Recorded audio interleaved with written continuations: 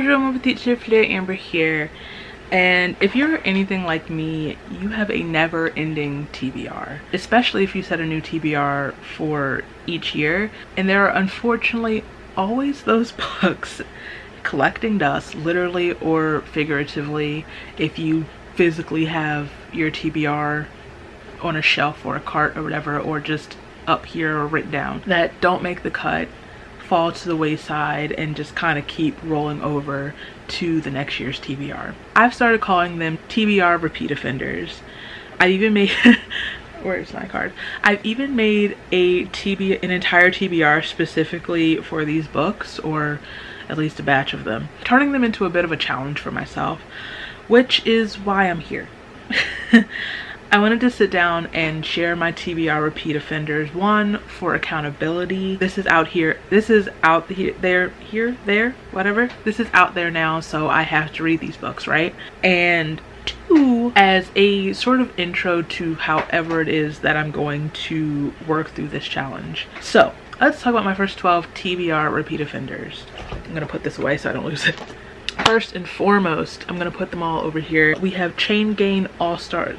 We have Chain Gang All-Stars by Nana Kwame Adjei-Brenyah. I also have Friday Black, which is their short story collection, which honestly should also be on this list because I walk by it every single day over there, and I'm like, I'm gonna get to you eventually, I promise. I really am. I'm gonna try to keep this as brief as possible with the synopses, but briefly, Chain Gang All-Stars, Jesus Christ, is like a sci-fi dystopian, I believe. It says, enter a world where, watched by millions, prisoners fight like gladiators for the ultimate prize, their freedom. Welcome to Chain Gang All-Stars, the popular and highly controversial program inside America's prison system. Impact Arena is watched by millions of live stream viewers. Prisoners compete as gladiators for the ultimate prize, their freedom. It's giving Hunger Games, but in prison. Fan favorites Loretta Thuar and Hamara Hurricane Stacker are teammates and lovers.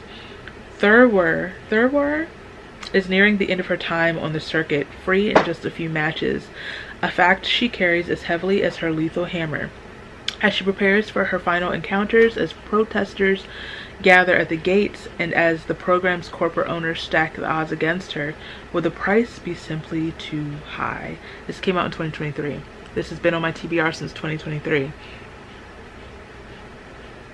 Which doesn't seem like it's long when you say it out loud, but I don't know, the book might have something else to say considering how long it's been on my TBR. So next, and kind of the main reason why I'm making a point to do this now, is She Who Became the Sun by Shelley Parker Chan, which is the first in the Radiant Emperor duology.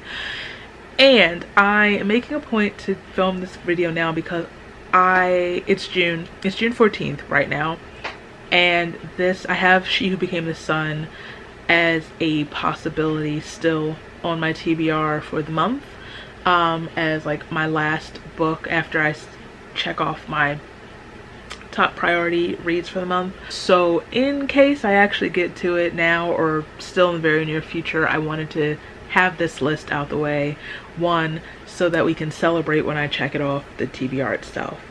So this is an Asian inspired historical fantasy, I believe. To possess the mandate of heaven, the female monk Zhu will do anything. I refuse to be nothing. In a famine-stricken village on a dusty yellow plain, two children are given two fates. A boy, greatness; a girl, nothingness. In 1345, China lies under harsh Mongol rule. For the starving peasants of the Central Plains, greatness is something found only in stories. When the Zhou family's eighth-born son, Zhou Chongba, is given a fate of greatness, everyone is mystified as to how it will come to pass.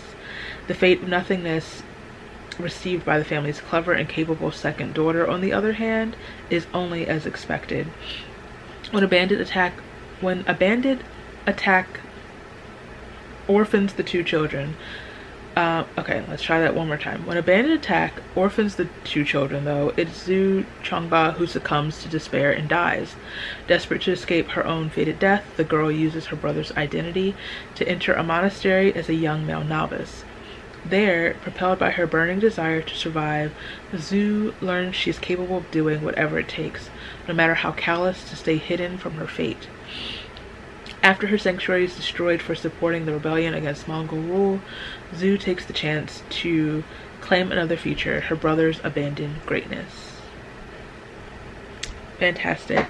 And just coming right off of the Poppy War, I don't know if I'm mentally or emotionally, physically even prepared for this book. I know it's going to be brutal, but I think it's time. This came out in 2021. This has been on my TBR since 2021. That one kind of hit harder than the first one. So next we have The Book of Cold Cases by Simone St. James, who is the author of The Sundown Motel, which I read a couple years ago and really enjoyed. Simone St. James usually writes these like paranormal thrillers. I've been meaning to get around to this one since it came out. Obviously, I think she has, I hope it's just one other book since then and not like two. Let me see. I don't remember that one coming out. Okay.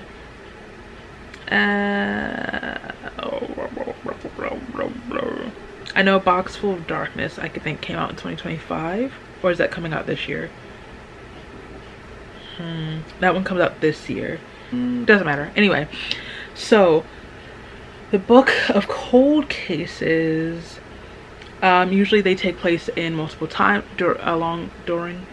within multiple timelines and time periods, I guess. Anyway, in 1977, Claire Lake, Oregon, was shaken by the Lady Killer murders. Two men, seemingly random, were murdered with the same gun, with strange notes left behind. Beth Greer was the perfect suspect, a rich, eccentric 23-year-old woman seen fleeing one of the crimes, but she was acquitted, and she retreated to the isolation of her mansion. Oregon, 2017. Shay Collins is a receptionist, but by night she runs a true crime website, The Book of Cold Cases, a passion fueled by the attempted abduction she escaped as a child. When she meets Beth by chance, Shay asks her for an interview. To Shay's surprise, Beth says yes. They meet irregularly at Beth's mansion, though Shay is never comfortable there. Items move when she's not looking, and she could swear she's seen a girl outside the window. The allure of learning the truth about the case from the smart, charming Beth is too much to resist, but even as they grow closer, Shay senses something isn't right. Is she making friends with a manipulative murderer, or are there other dangers lurking in the darkness of the Greer house? We love it. These books kind of, like in the description, I don't know, this one particularly kind of reminds me, just the premise of it's giving Only Murders in the Building, just a teensy bit. Book of Cold Cases came out in 2022. Has been on my TBR since 2022. So next we have a middle grade book. One of my goals this year was to read more middle grade. I love me a middle grade every now and again. I've been working through my reread / first time read of A Series of Unfortunate Events. I'm filming a full spoiler vlog for that. I also have the Amari books, Amari and the Night Brothers, the sequel to that one, on my yearly TBR, which means I have to reread Amari. But I forgot when putting this TBR together, I also really need to read Ghost Squad by Claribel Ortega. I've had that book for such a long time. I've had it since 2021, I think. Right? Because I think I got it when I went to Y'all Fest, because I met Claribel at Y'all Fest, and I got that book, and one for me, and I think I got one for my cousin signed as well. And it's just been sitting there looking at me like, hey, you know, like, I know, I'm coming. So this one is Coco Meets Stranger Things with a hint of Ghostbusters. Please, in this action-packed supernatural fantasy. For Lucelli Luna, ghosts are more than just the family business. Shortly before Halloween, Lucelli and her best friend Sid cast a spell that accidentally awakens malicious spirits, wreaking havoc throughout St. Augustine. Together, they must join forces with Sid's witch grandmother Babette and her tubby-tabby Chunk to fight the haunting head-on and reverse the curse to save the town and Lucelli's firefly spirits before it's too late. With the family dynamics of Xoxo, the action-packed adventure of Ghostbusters, Claribel A. Ortega delivers both a thrillingly spooky and delightfully sweet debut novel. This book came out in 2020, April 7th, the day after my mom's birthday.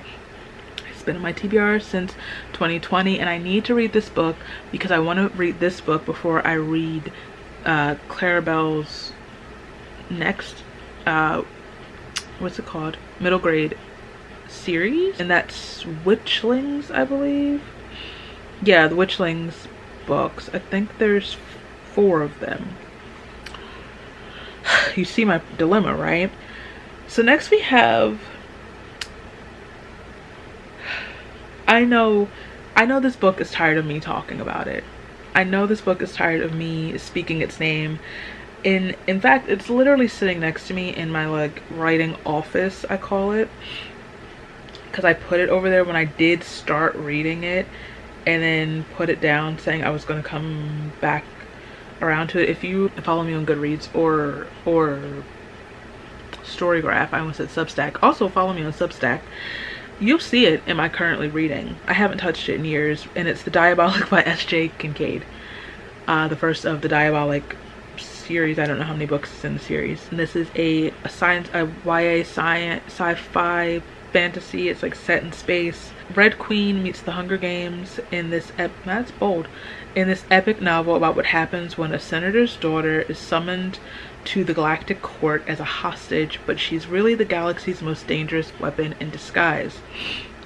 A diabolic is ruthless, a diabolic is powerful, a diabolic has a single task: kill in order to protect the person you've been created for. Nemesis is a diabolic, a humanoid teenager created to protect a galactic senator's daughter, Sidonia. The two have grown up side by side, but are in no ways sisters. Nemesis is expected to give her life for Sidonia, and she would do so gladly. She would also take as many lives as necessary to keep Sidonia safe. When the power-mad emperor learns Sidonia's father is participating in a rebellion, he summons Sidonia to the galactic court. She is to serve as a hostage. Now there's only one way for Nemesis to protect Sidonia. She must become her.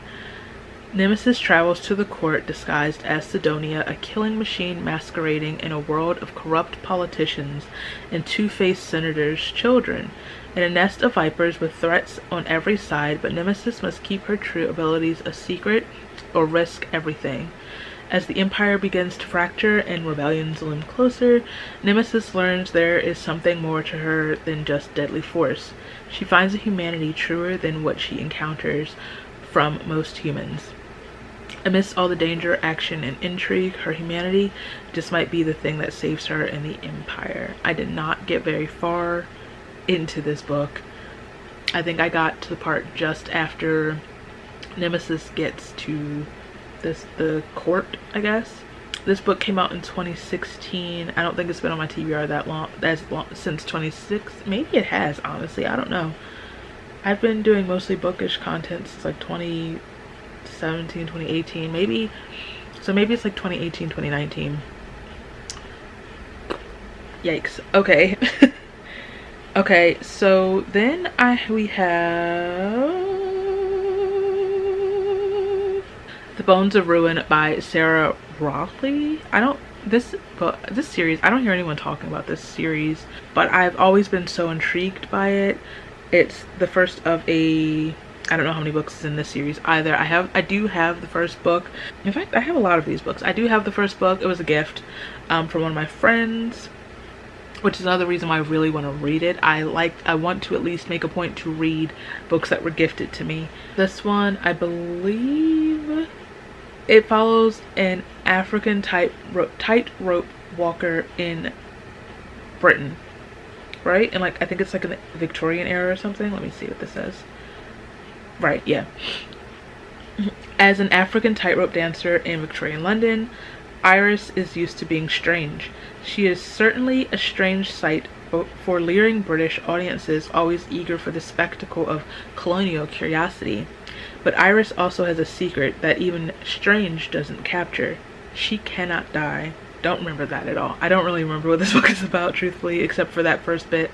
Haunted by her unnatural power and with no memories of her past, Iris is obsessed with discovering who she is. But that mission gets more complicated when she meets the dark and alluring Adam Temple, a member of a mysterious order called the Enlightenment Committee. Adam seems to know much more about her than he lets on, and he shares with her a terrifying revelation. The world is ending, and the committee will decide who lives and who doesn't. To help them choose a leader for the upcoming apocalypse, the committee is holding the Tournament of Freaks, a macabre competition made up of vicious fighters and fantastical abilities. Adam wants Iris to be his champion, and in return he promises her the one thing she wants most, the truth about who she really is. I already don't trust this man, by the way. If Iris wants to learn about her shadowy past, she has no choice but to fight. But the further she gets in the grisly tournament, the more she begins to remember, and the more she wonders if the truth is something best left forgotten. Intriguing, right? Yeah, I was gonna scroll, but I really don't want to know anyone's opinions before I go into it. I just want to read it and like see for myself. Okay. Oh, and this book came out in 2021. Has been on my TBR since 2021. The next book, I do have a very good reason as to why it's still on my TBR and unread.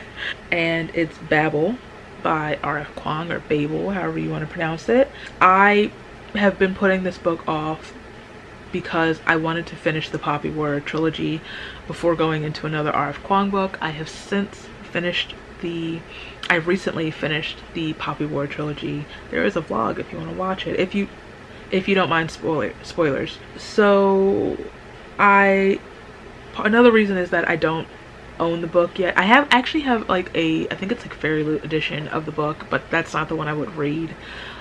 Funnily, I own Catabasis, but I don't have Babel. This one is a dark academia fantasy. 1828, Robin Swift, orphaned by cholera in Canton, is brought to London by the mysterious Professor Lovell, where he trains for years in Latin, ancient Greek, and Chinese, all in preparation for the day he'll enroll in Oxford University's prestigious Royal Institute of Translation, also known as Babel. The tower and its students are the world's center for translation and, more importantly, magic. Silverworking, the art of manifesting the meaning lost in translation using enchanted silver bars, has made the British unparalleled in power, as the arcane craft serves the Empire's quest for colonization, of course. For Robin, Oxford is a utopia dedicated to the pursuit of knowledge, but knowledge obeys power, and as a Chinese boy raised in Britain, Robin realizes serving Babel means betraying his motherland. As his studies progress,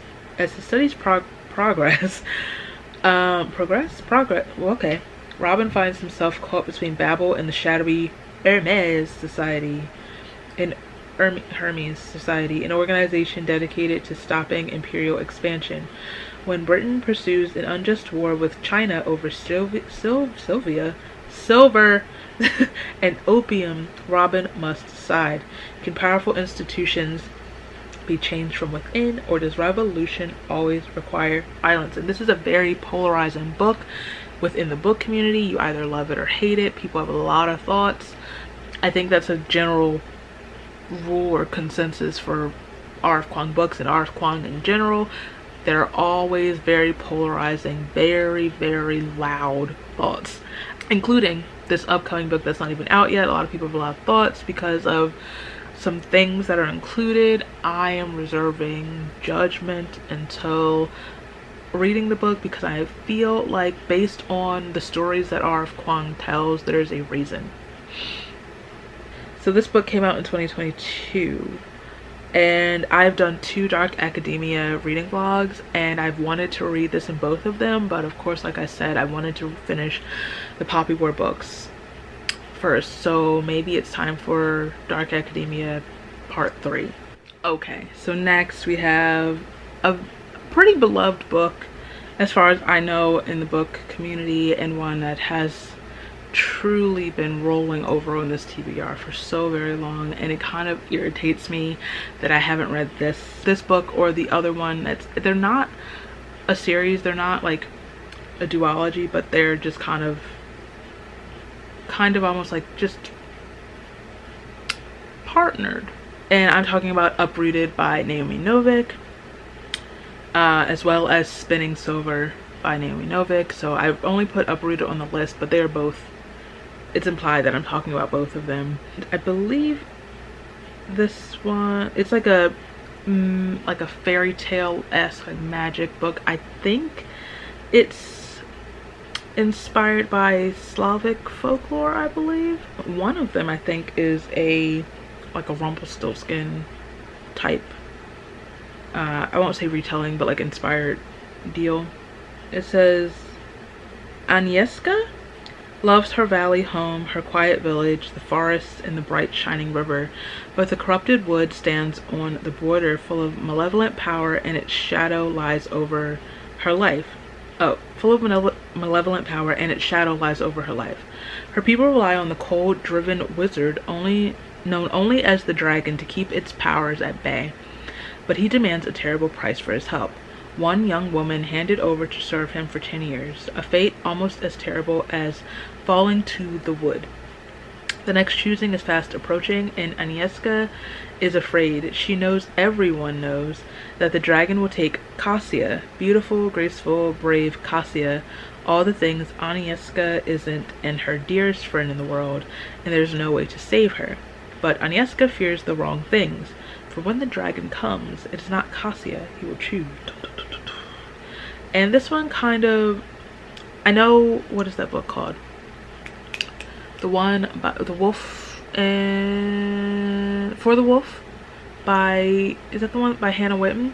This book is like one of the comps for that book, I think, as well as The Wolf and the Woodsman, but definitely For the Wolf, because this definitely feels very similar. I'm just briefly looking at Spinning Silver and seeing that's the one that's like kind of like Rumpelstiltskin-y. Yeah, it says, Naomi Novik has once again been influenced by classic folk tales, following Uprooted, her standalone novel, taking Rumpelstiltskin as her starting point. Okay, so I knew one of them was Rumpelstiltskin inspired.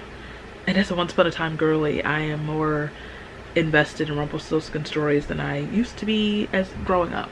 This book came out in 2015. It has not been on my TBR since 2015, but might as well say as long. And kind of going hand in hand with that, we have The Bear and the Nightingale by Catherine Arden, which is the first of the Winter Night trilogy, which also I believe is like Slavic folklore fairy tale inspired.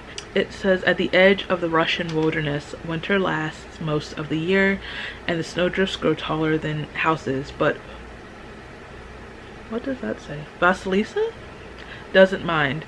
She spends the winter nights huddled around the embers of a fire with her beloved siblings, listening to her nurse's fairy tales. Above all, she loves the chilling story of Frost, the blue-eyed winter demon who appears in the frigid night to claim unwary souls. Jack Frost. Wise Russians fear him, her nurse says, and honor the spirits of and honor the spirits of house and yard and forest that protect their homes from evil.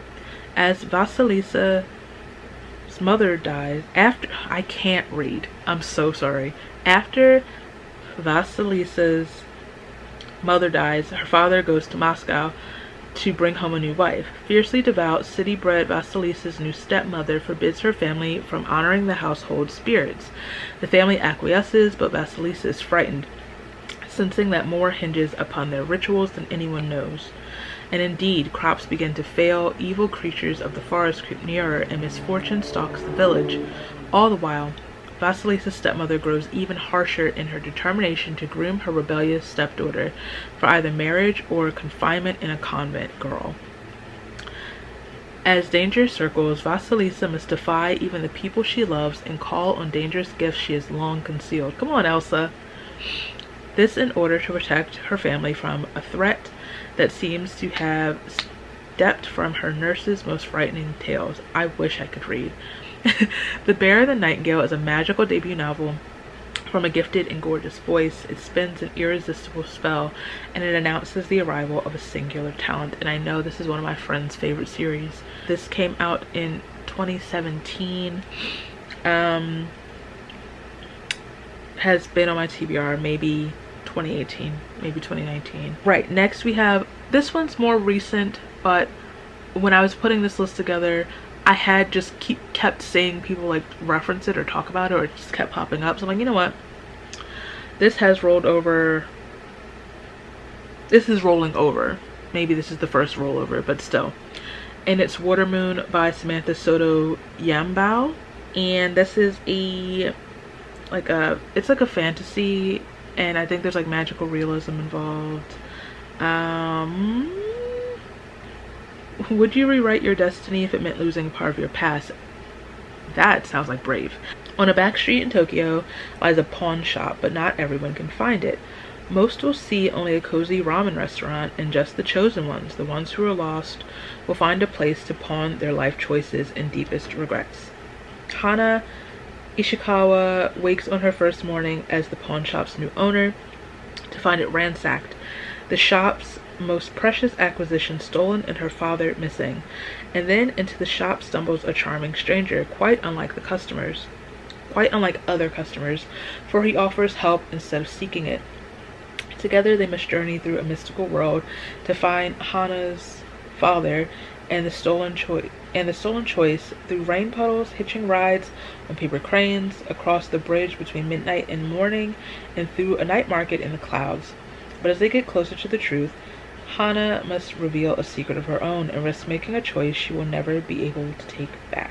This came out last year in 2025, but I just felt like it needed to be included, especially because this author had a book come out this year that I'm very interested in, The Elsewhere Express. So I want to read Watermoon first. Right, so next we have a book by an author that has had so many books come out since this first one, and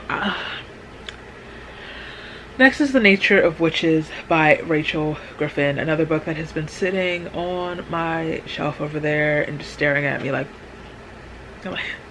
I don't know what to tell you, I don't know. This is a YA witchy fantasy. I think romance is involved. That's another reason why a lot of these are on my list. I haven't been reading as much YA this year, even last year really, than what used to be almost like exclusively a YA reading. I don't know. So it's going to take a lot for me to like commit to reading a YA. It has to be like an author I love or a story I know I'm going to love. This one says, for centuries witches have maintained the climate, their power from the sun peaking in the season of their birth. But now their control is faltering as the atmosphere becomes more erratic. This is a climate fantasy. All hope lies with Clara, an ever-witch whose rare magic is tied to every season. In autumn, Clara wants nothing to do with her power. It's wild and volatile, and the price of her magic, losing the one she loves, is too high, despite the need to control the increasingly dangerous weather. In winter, the world is on the precipice of disaster. Fires burn, storms rage, and Clara accepts that she's the only one who can make a difference. In spring, she falls for Song, the witch training her. As her magic grows, so do her feelings, until she's terrified Song will be the next one she loses. In summer, Clara must choose between her power and her happiness, her duty and the people she loves, before she loses Song her magic and thrusts the world into chaos. Says Practical Magic meets Twister, two movies I love. In this debut contemporary fantasy standalone about heartbreaking power, the terror of our collapsing atmosphere, and the ways we unknowingly change our fate. This book came out in 2021 and has been sitting on my TBR since 2021. Rachel Griffin has had like 3 other books come out since that book. The most recent came out in February, The Sun and the Star Maker. So maybe at some point I should just do a one of, like, you know how I do the TBRs where I just read one author's entire, or as many books as I can by an author in a month. I should do one for this author. Last but not least, let's see if I can fit this in my everything is flashing. We have An Academy for Liars by Alexis Henderson, author of Year of the Witching, and I can never remember the name of that book. Jesus Christ. What is that book called? The vampire one. I'll tell you when I'm finished. But I loved both of those books, and I have just been putting this one off. This is another one that I've been meaning to read in my Dark Academia vlogs. This is obviously, as I implied, a Dark Academia fantasy horror type vibe. Alexis Henderson usually writes like horror or like books with horror elements to it. This one, in fact, she has a book coming out this year, When I Was Death, I believe that one was called.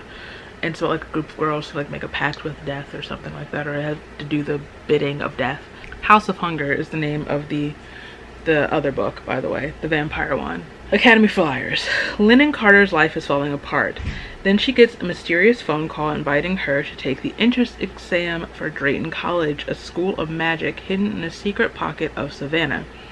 Lennon has been chosen because, like everyone else at the school, she has an innate gift of persuasion, the ability to wield her will like a weapon, using it to control others, and in rare cases, matter itself.